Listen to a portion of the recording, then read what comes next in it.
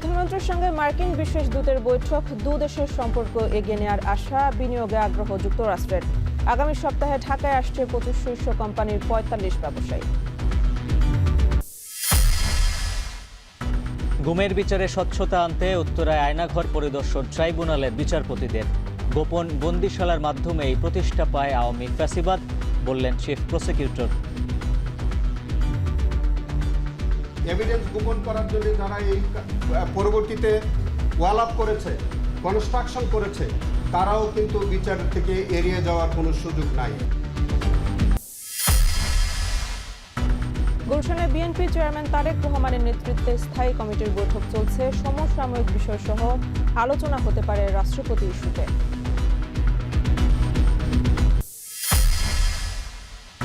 ফ্যাসিবাদী সংবিধান বহাল রেখে সংশোধন চায় বিএনপি। সমাবেশে পরোয়ার। স্থানীয় নির্বাচন ঘিরে সরকারের ভূমিকায় জামায়াত আমিরের উদ্বেগ।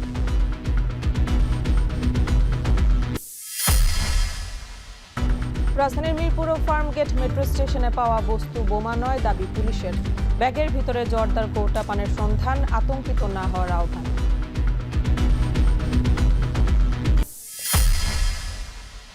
কাটছে না গ্যাস সংকট, ফিলিং স্টেশনে দীর্ঘ সারি। বিপাকে কলকারখানা, মধ্যপ্রাচ্য সংকটে বিকল্প পথে জ্বালানি তেল আমদানিতে বাড়ছে খরচ।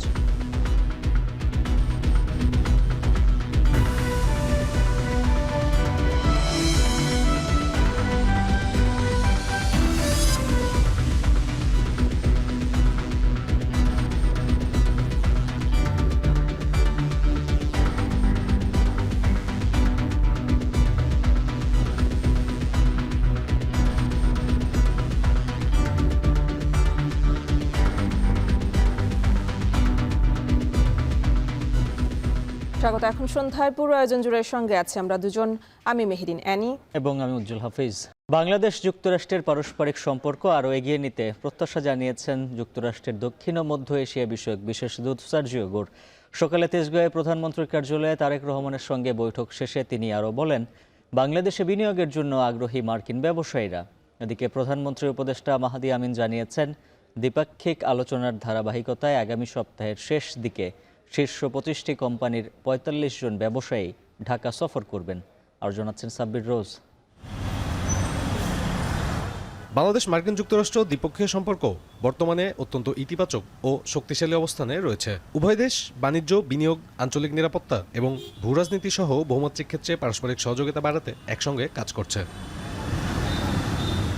বাংলাদেশে 3 দিনের সফরের শেষ দিনে তেজগাঁওয়ে প্রধানমন্ত্রীর কার্যালয়ে তারেক রহমানের সাথে বৈঠক করেন মার্কিন যুক্তরাষ্ট্রের দক্ষিণ ও মধ্য এশিয়া বিষয়ক বিশেষ দূত সার্জিও গোর। বৈঠকে উঠে আসে বাংলাদেশ ও যুক্তরাষ্ট্রের মধ্যেকার দ্বিপাক্ষিক সম্পর্ক, বাণিজ্য ও বিনিয়োগ সম্প্রসারণ, আঞ্চলিক সহযোগিতা এবং পারস্পরিক স্বার্থ সংশ্লিষ্ট বিভিন্ন বিষয়।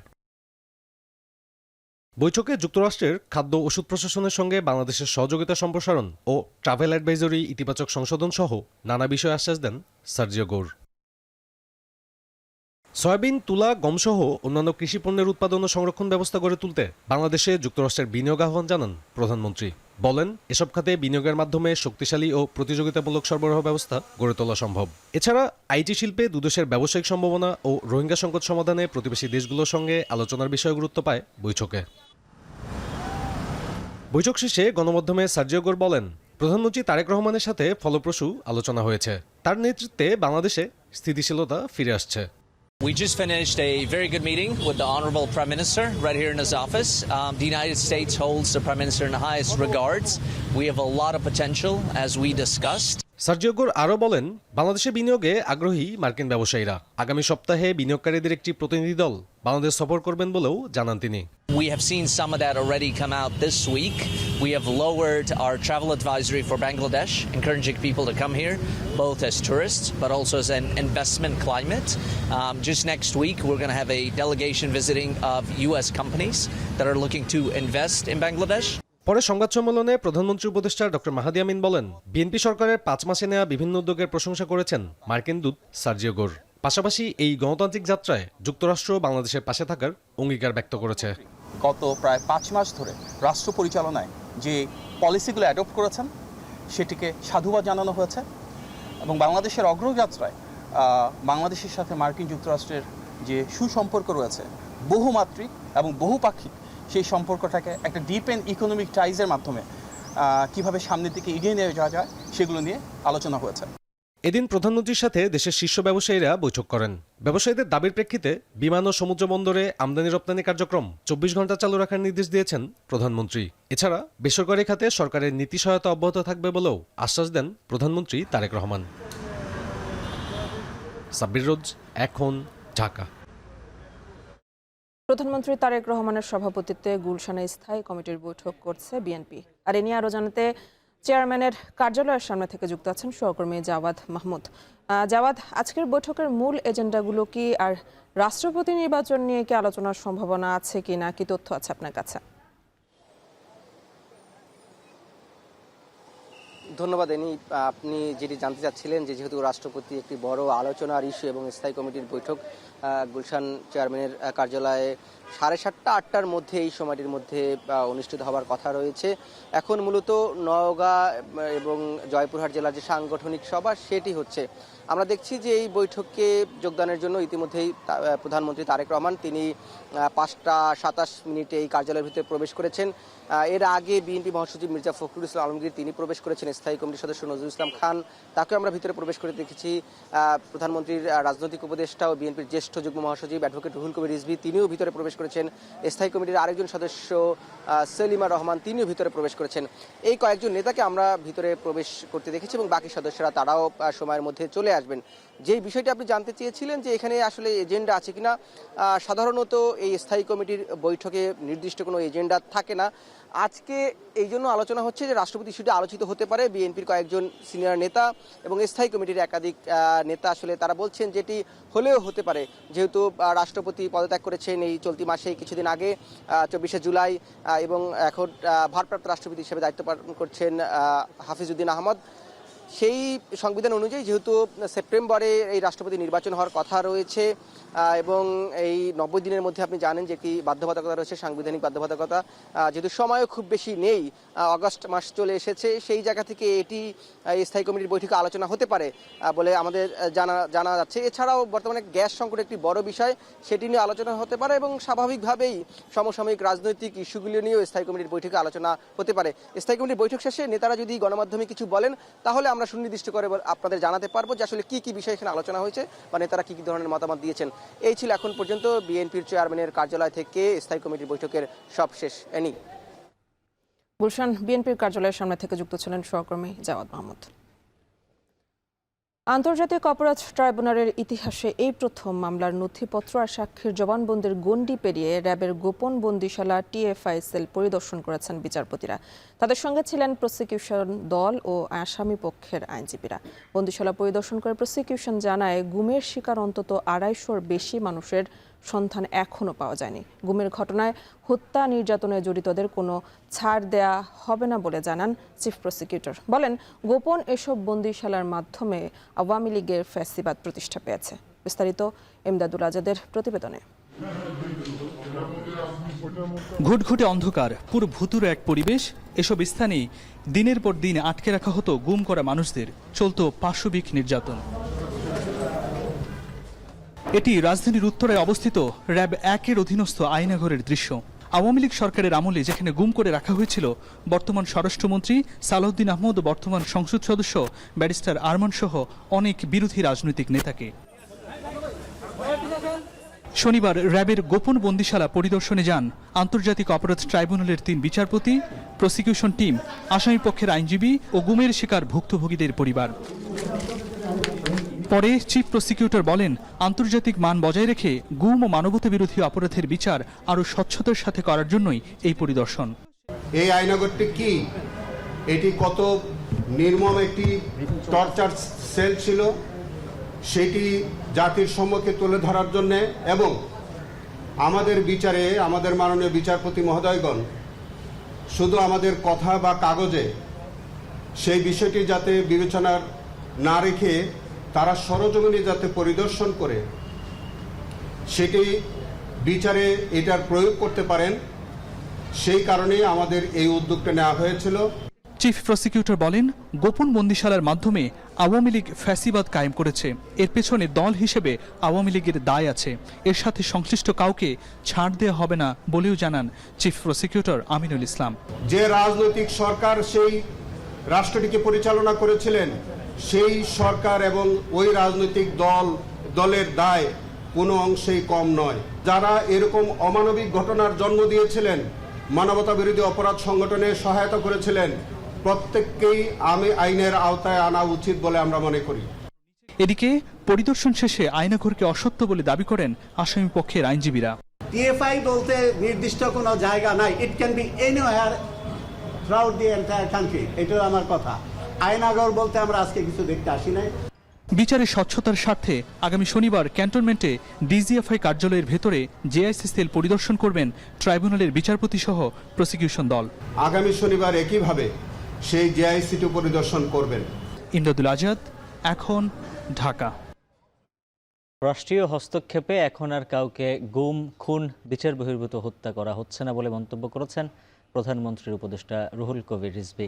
রাজধানীর কাকরাইলে সরকারি পলিটেকনিক স্কুল ও কলেজ শিক্ষক কর্মচারী সমিতির অভিষেক ও আলোচনা সভায় তিনি এ মন্তব্য করেন।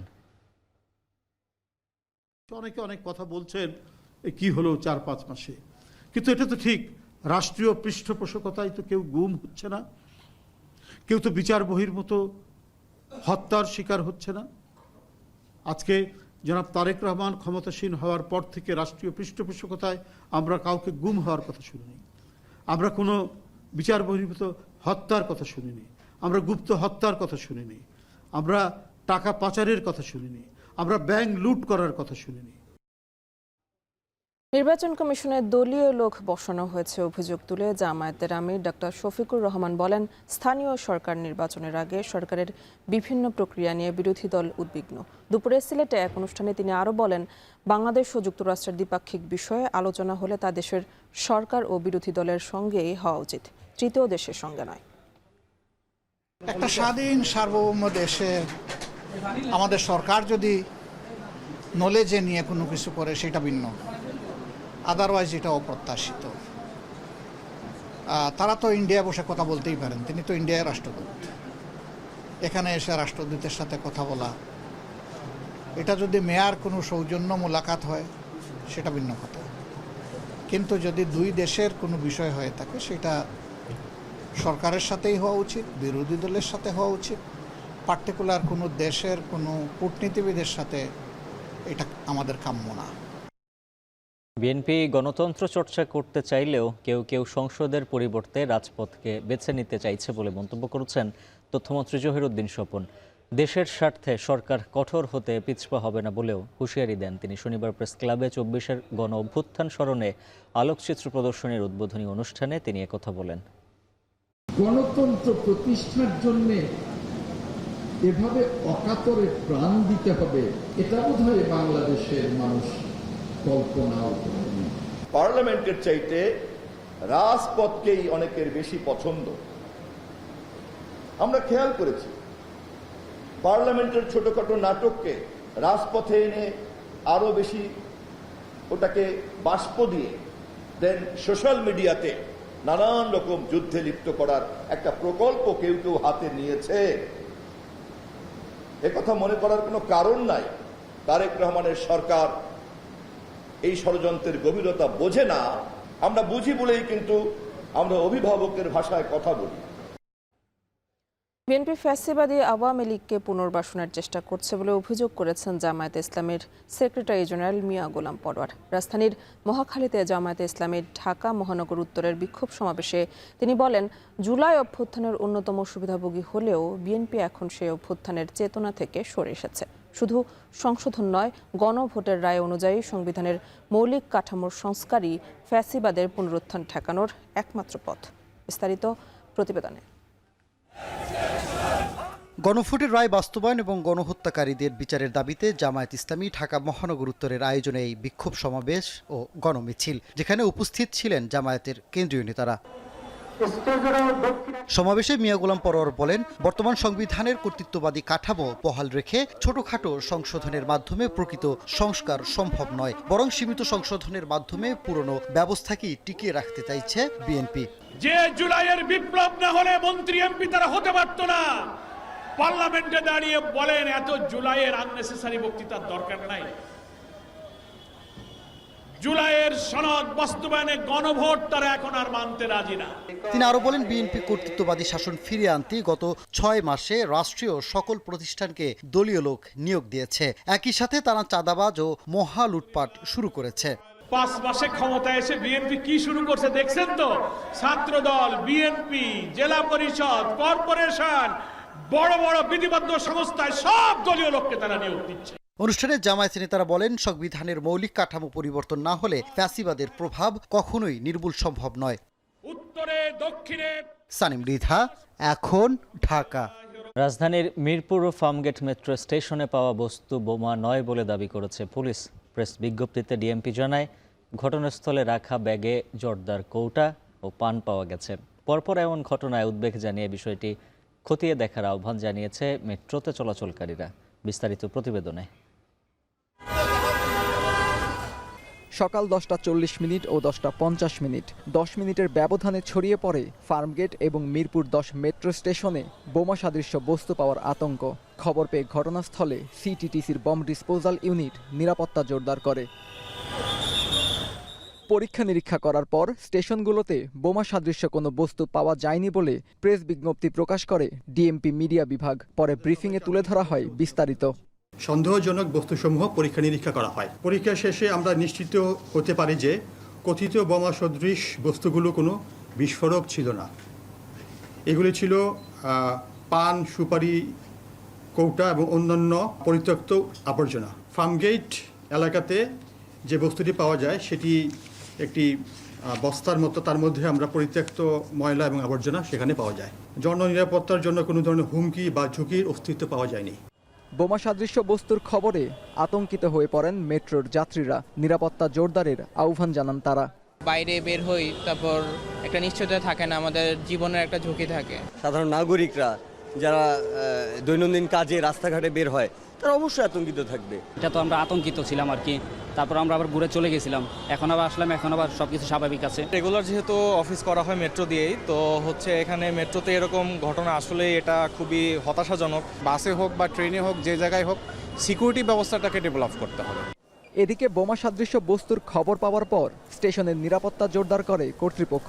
তল্লাশি করা হয় যাত্রীদের ব্যাগ। পরে পরিস্থিতি নিয়ন্ত্রণে আসার পর স্বাভাবিক হয় মেট্রো রেল চলাচল। এর আগে 24 জুলাই বোমা সাদৃশ্য বস্তু পাওয়া যায় মতিঝিল মেট্রো রেল স্টেশনের নিচে। পরে তা নিষ্ক্রিয় করে নিরাপত্তা বাহিনী।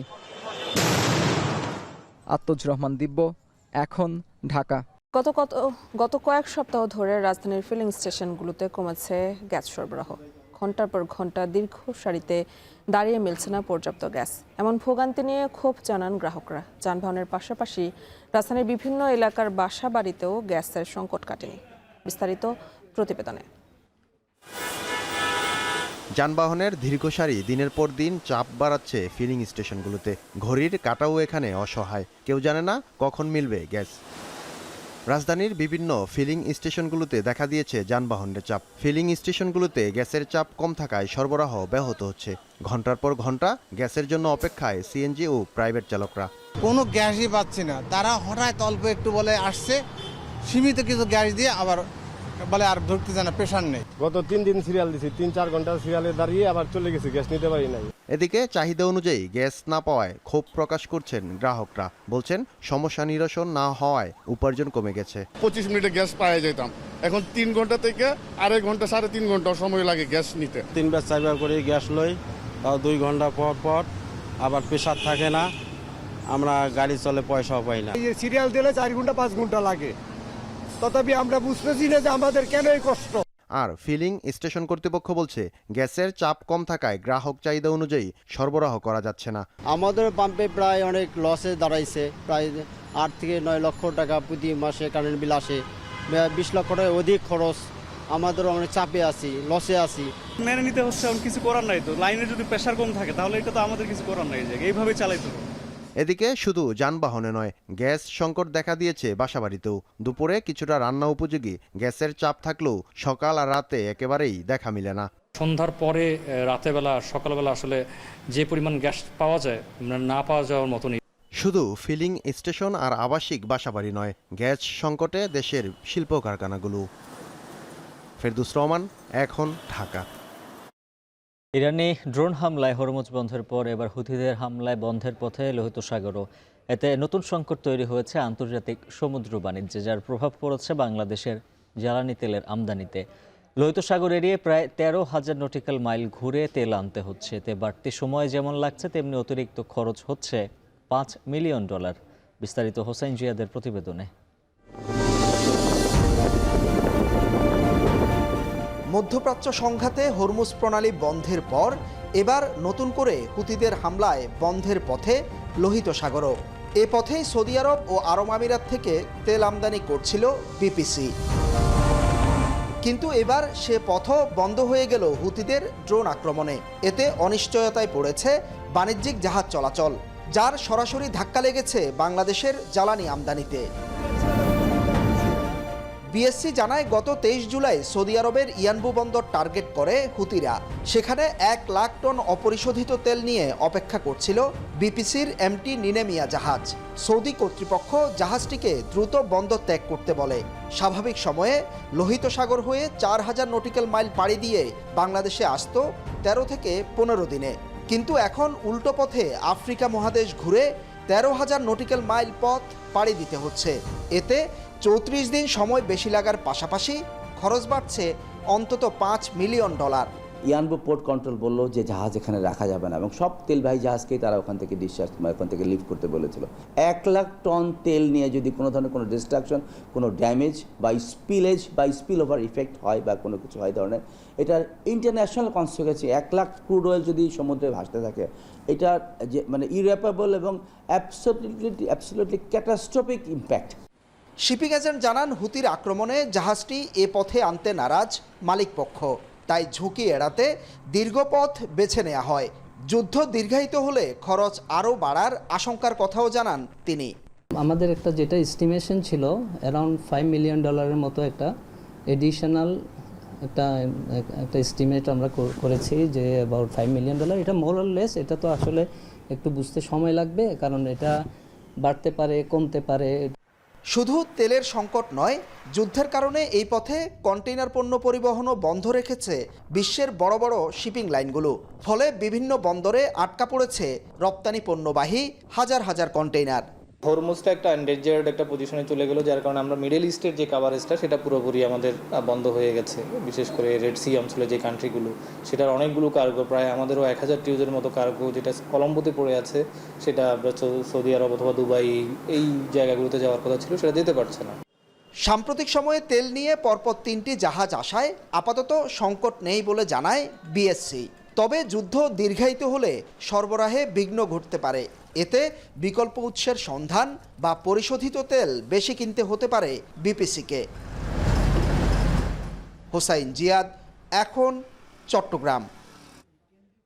গণতন্ত্র যত শক্তিশালী হবে, ধর্মীয় সম্প্রীতি ততটাই বাড়বে বলে মন্তব্য করেছেন এনসিপির আহ্বায়ক ও বিরোধী দলীয় চিফ হুইপ নাহিদ ইসলাম। বলেন, সকল সম্প্রদায়ের সম্মিলিত প্রচেষ্টায় দেশকে বিনির্মাণ করতে হবে।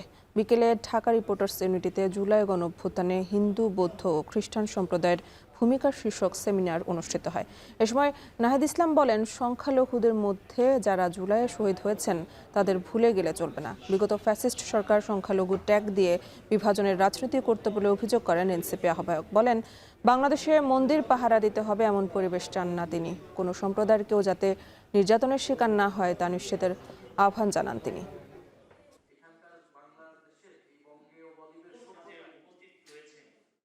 সকল সম্প্রদায়ের, বিশেষত সংখ্যালঘু সম্প্রদায় যারা রয়েছে, তাদের মধ্যে যাতে কোনো ধরনের অনিরাপত্তা বোধ তৈরি না হয়, সেটা আমাদের নিশ্চিত করাটা সকলের দায়িত্ব। গণ অভ্যুত্থানের পরে এখানে আমরা দেখেছি যে মাদ্রাসার ছাত্ররাও কিন্তু মন্দির পাহারা দিয়েছে। আমরা চাই না যে মন্দির পাহারা দিতে হবে এরকম সময় বাংলাদেশে থাকুক, কিন্তু তারপর সংকটমূল্য সময়ে এই যে একটা সম্প্রীতি, ঐক্য এবং একে অন্যের প্রতি যে ভয়, বিভিন্ন সমাজের ভয়, যেটি বিভাজন করে রাখা, এইখান থেকে আমরা জুলাই গণঅভ্যুত্থানে কিন্তু অনেকটাই উঠতে পেরেছি। গতানুগতিক শিক্ষা ব্যবস্থা থেকে বেরিয়ে কারিগরি শিক্ষায় সরকার জোর দিচ্ছে বলে জানিয়েছেন শিক্ষামন্ত্রী ডক্টর এহসানুল হক মিলন। জুলাই গণ অভ্যুত্থান উপলক্ষে আয়োজিত স্মরণ সভায় তিনি একথা বলেন। অনুষ্ঠানে বক্তারা বলেন, জুলাই নিয়ে মতবিরোধের কোনো সুযোগ নেই। আরও জানাচ্ছেন মিয়া আমিরুল। ঐতিহাসিক জুলাই গণ অভ্যুত্থান দিবস উপলক্ষে স্মরণ সভা। রাজধানীর সরকারি পলিটেকনিক ইনস্টিটিউট আয়োজিত অনুষ্ঠানে আন্দোলনে শহীদ ও আহতদের স্মৃতিকথা উঠে আসে। আন্দোলনে 2 বছরের মাথায় এসে চলমান রাজনৈতিক মতবিরোধ নিয়ে ক্ষোভ জানায় অনেকেই।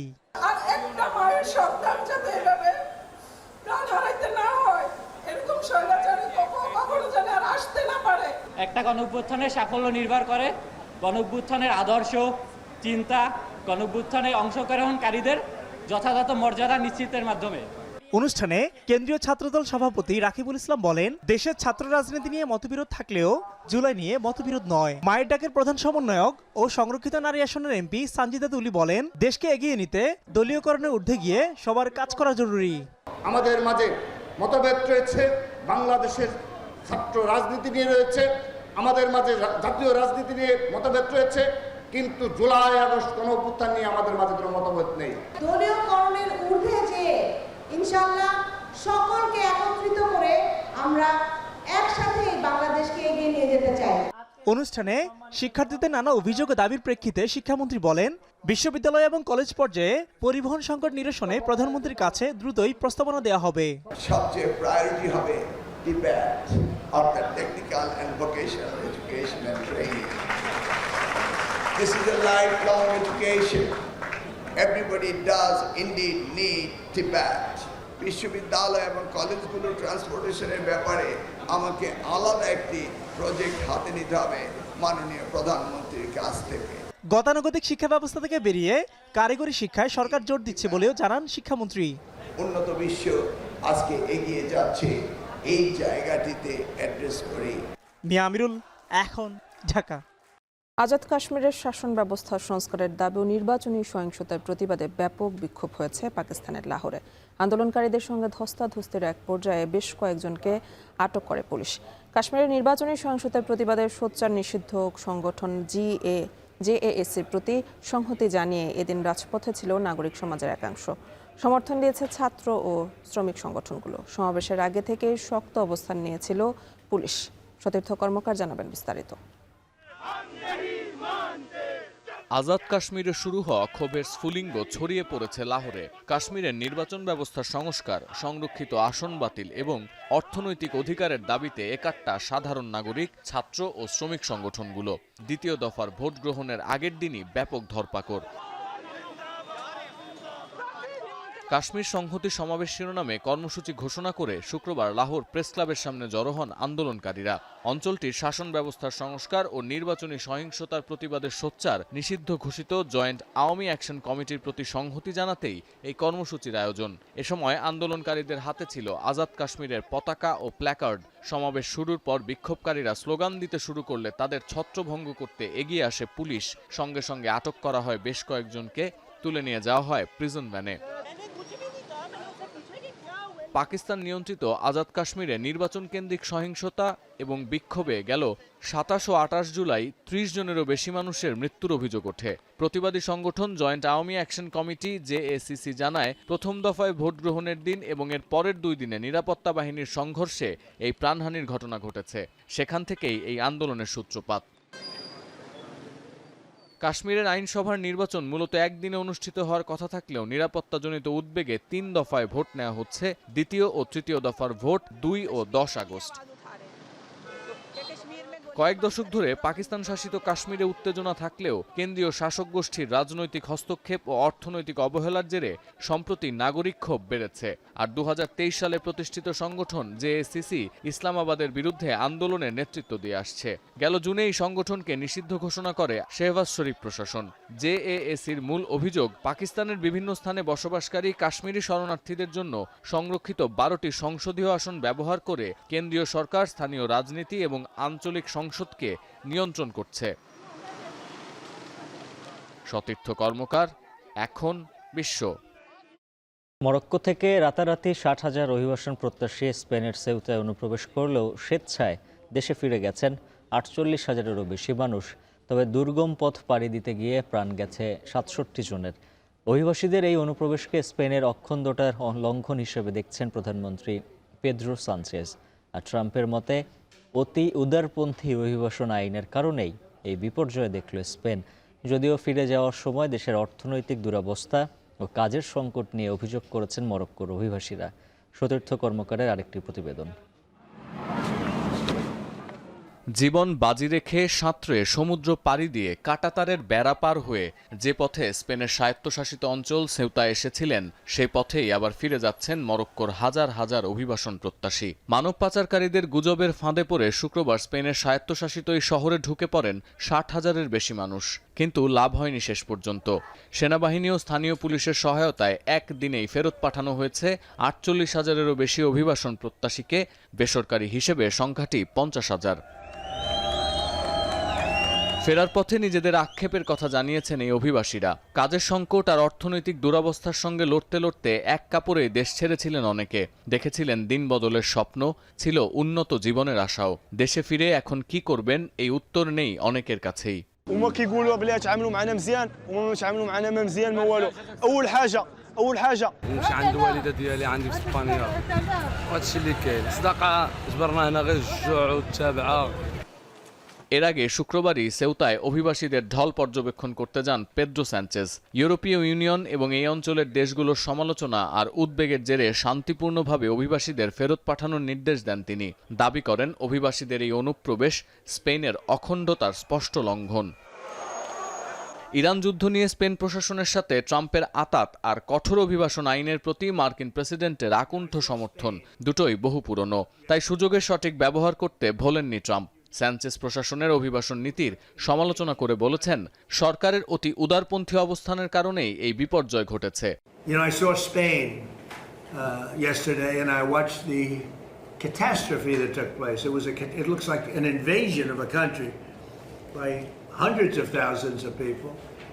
And that same thing's going to happen to us if the Republicans don't get elected, except worse. দেখা যাচ্ছে সেউতা ও মেনিলা এই দুটি এনক্লেভই মরক্কো ও স্পেনের কূটনৈতিক সম্পর্কের ফাটলের কেন্দ্রে উঠে আসছে। আফ্রিকার সাথে ইউরোপীয় ইউনিয়নের একমাত্র স্থল সীমান্ত এই সেউতা দিয়ে বছরের পর বছর ধরে অঞ্চলটিতে ঢুকে পড়ছেন অভিবাসন প্রত্যাশীরা। সেউতার স্থানীয় প্রশাসন বারবার মাদ্রিদের কাছে আবেদন জানালেও তা ঠিকমতো আমলে নেওয়া হয়নি। এর জেরেই 2021-এর পর এমন অভিবাসীদের ঢল দেখল স্পেন। সতীর্থ কর্মকার, এখন বিশ্ব। অস্ট্রেলিয়ার বিপক্ষে প্রথম টেস্টের স্কোয়াডে অন্তর্ভুক্ত করা হয়েছে লিটন দাসকে। এর আগে ইনজুরির কারণে তাকে ছাড়াই ঘোষণা করা হয় দল। শনিবার দুপুরে গণমাধ্যমে পাঠানো এক সংবাদ বিজ্ঞপ্তিতে বিসিবি জানিয়েছে, বাম পায়ের কাফ ইনজুরি থেকে দ্রুত সেরে উঠছেন লিটন দাস। সুস্থতার হার প্রত্যাশার চেয়েও ভালো হওয়ায় অস্ট্রেলিয়ার বিপক্ষে প্রথম টেস্টের আগে ফুল ফিট হয়ে উঠতে পারেন তিনি। আগামী 13 আগস্ট ডারবাইনে শুরু হবে 2 ম্যাচ সিরিজের প্রথম টেস্ট। এখনও প্রায় 2 সপ্তাহ সময় থাকায় লিটনকে ম্যাচের স্কোয়াডে অন্তর্ভুক্ত করা হয়েছে। ইনজুরির কারণে গত জুন থেকে মাঠের বাইরে এই উইকেট কিপার ব্যাটার দলের সঙ্গে যোগ দিতে আগামীকাল রোববার অস্ট্রেলিয়ার উদ্দেশ্যে রওনা দেবেন লিটন।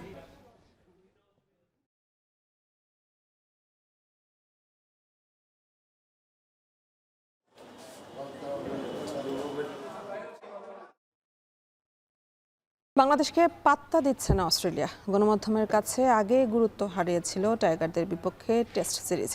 একই পথে হারছেন ক্রিকেটার এবং কোচরাও।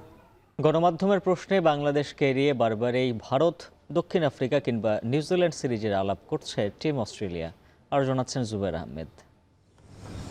23 বছর পর বাংলাদেশকে নিজেদের মাটিতে টেস্ট খেলতে আমন্ত্রণ জানিয়েছে অস্ট্রেলিয়া। পূর্ণ শক্তির দলও হাজির হয়েছে টাইগারদের সামাল দিতে। ইনজুরি জর্জর নাজমুল হোসেন শান্তর দলের বিপক্ষে স্বাভাবিকভাবেই এগিয়ে থেকে মাঠে নামবে টিম অস্ট্রেলিয়া। তবে মাঠের খেলা শুরুর আগেই যেন বাংলাদেশকে পাত্তা দিতে রাজি নয় তারা। কোচ খেলোয়াড়দের আলোচনাতেই নেই শান্ত মুমিনুলরা। বাংলাদেশের বিপক্ষে এই টেস্ট দিয়েই নিজেদের 2026-27 মৌসুম শুরু করবে অস্ট্রেলিয়া। সামনে তাদের আছে ভারতের বিপক্ষে বর্ডার গাভাস্কার সিরিজ, সঙ্গে 2018 সালে সেন্ট পেপার কেলেঙ্কারির পর প্রথমবার দক্ষিণ আফ্রিকায় যাবে দলটি। আছে চিরপ্রতিদ্বন্দ্বী ইংল্যান্ডের বিপক্ষে মর্যাদার অ্যাশেজ সিরিজ। দলের পেসার জশ হেজেলউড সাম্প্রতিক এক সাক্ষাৎকারে ভারত ইংল্যান্ড সিরিজকেই সবচেয়ে বেশি গুরুত্ব দিয়েছেন। বাংলাদেশের বিপক্ষে সিরিজটি তার কাছে কেবলই নিজের ফিটনেস যাচাইয়ের মঞ্চ। কোচ অ্যান্ড্রু ম্যাকডোনাল্ডের চোখও বাংলাদেশ সিরিজ ছাপিয়ে ভবিষ্যতের দিকে। 2027 টেস্ট চ্যাম্পিয়নশিপের কথা বিবেচনায় রেখে নিজের সেরা একাদশ বাছাইয়ের জন্য বাংলাদেশ সিরিজকে ল্যাবরেটরি বানিয়েছেন তিনি। অজি গণমাধ্যমে বাংলাদেশ সিরিজের আগে তার সব কথাই ঘুরপাক খাচ্ছে ভারত কিংবা ইংল্যান্ড সিরিজ নিয়ে। টেস্ট স্ট্যাটাস পাওয়ার 26 বছর পর মাত্র দ্বিতীয়বার বাংলাদেশ যাচ্ছে অজিদের মাটিতে। সেখানেও আপাতত প্রতিপক্ষের চোখে সম্মান আদায় করতে পারছে না তারা। মাঠের খেলায় বাংলাদেশ উপযুক্ত জবাব দেবে আপাতত সে আশাই কেবল করতে পারেন টাইগার ক্রিকেটের ভক্তরা। জুবায়ের আহমেদ, এখন। 23 বছর পর সাফের শিরোপা জয়ের বিষয়ে সহজ গ্রুপে পড়েছে বাংলাদেশ। ভুটানের থিম্পুতে অনুষ্ঠিত ড্রয়ে শ্রীলঙ্কা ও ভুটানকে গ্রুপ সঙ্গী হিসেবে পেয়েছে লাল সবুজরা। অন্যদিকে গ্রুপ বিতে ভারতের সঙ্গে আছে পাকিস্তান ও ভুটান। নিষেধাজ্ঞা থেকে মুক্তি পেলে নেপালও অংশ নেবে আসন্ন আসরে। আর জানাচ্ছেন আসাদুজ্জামান লিটন। ভুটানের রাজধানী থিম্পুতে অনুষ্ঠিত হয়েছে 2026 সাব চ্যাম্পিয়নশিপের ড্র। দক্ষিণ এশিয়ার সেরার মুকুট অর্জনের লক্ষ্যে দুই গ্রুপে ভাগ হয়ে লড়বে 6 দল। এছাড়া শর্ত সাপেক্ষে খেলার সুযোগ থাকছে নেপালের জন্যও। এবারের আসরের আয়োজক বাংলাদেশ। গ্রুপ এতে লাল সবুজরা প্রতিপক্ষ হিসেবে পাচ্ছে একবার শিরোপা জেতা শ্রীলঙ্কা ও ভুটানকে। নিজেদের সাম্প্রতিক পারফরমেন্স বিবেচনায় বেশ সহজ গ্রুপে পেয়েছে লাল সবুজরা। গ্রুপ বিতে লড়াই করবে দুই চিরপ্রতিদ্বন্দ্বী ভারত ও পাকিস্তান। শক্তিমত্তায় ভারত অনেক এগিয়ে। এখন পর্যন্ত রেকর্ড 9 বার টুর্নামেন্টের শিরোপা জিতেছে দলটি। শেষ দুই আসরে চ্যাম্পিয়নও তারা। তবে ভারত পাকিস্তানের লড়াই মানেই অন্যরকম উত্তেজনা। এই গ্রুপের অপর দল মালদ্বীপ। টুর্নামেন্টের আগেই বাংলাদেশের গ্রুপে আসতে পারে পরিবর্তন। আগামী 4 নভেম্বর শুরু হবে সাব চ্যাম্পিয়নশিপের এবারের আসর। এর আগে নেপাল ফুটবল ফেডারেশনের উপর দেওয়া নিষেধাজ্ঞা ফিফা উঠিয়ে নিলে সাফে খেলতে পারবে তারা। এক্ষেত্রে গ্রুপ এতে বাংলাদেশের সঙ্গে হবে 2021 আসরের রানার আপরা।